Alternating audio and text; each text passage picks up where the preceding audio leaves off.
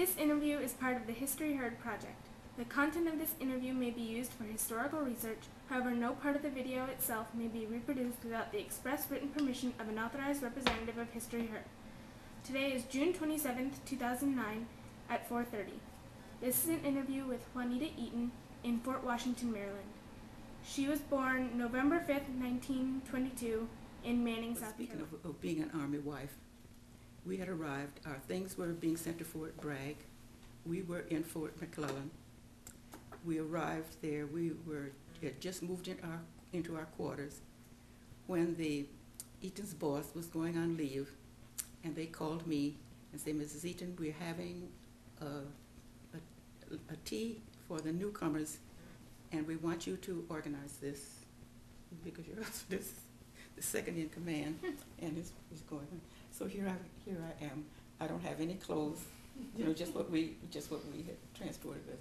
To call all of these people to say, we're having a tea and you to bring cookies or candy, whatever it was for the incoming crowd. And but I'm saying this to say, I called this lieutenant, and he said, well, Mrs. Eaton, I'm not married.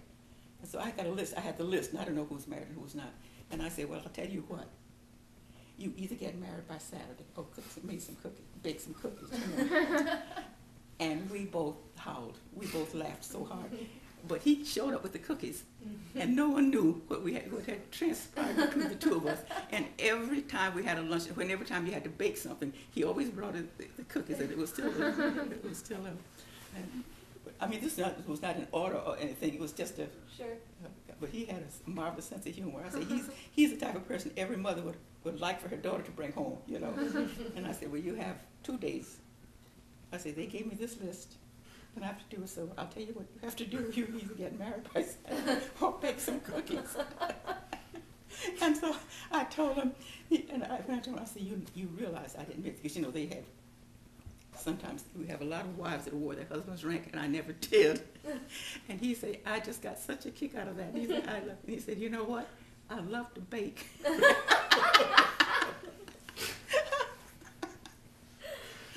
Oh, gosh.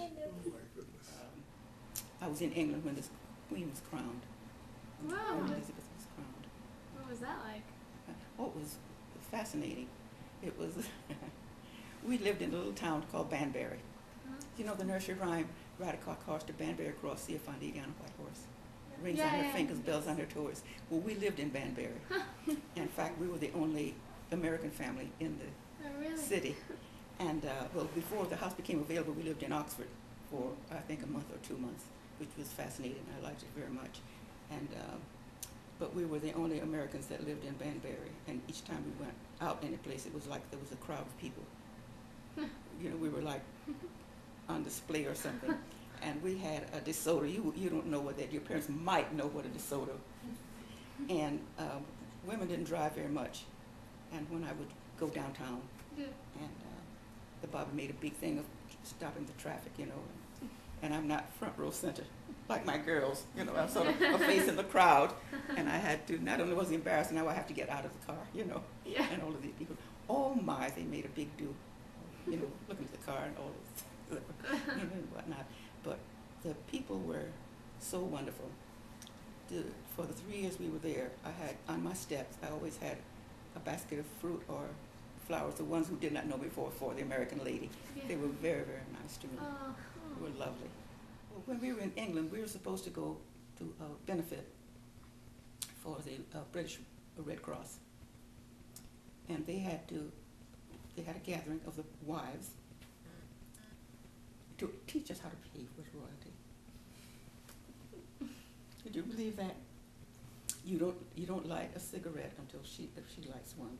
You don't speak. She speaks first. You don't offer your hand unless she does. And we didn't go because someone who was making a list out, we sailed the day before, and they put themselves on the list. And I said, well, I'm not disappointed, really.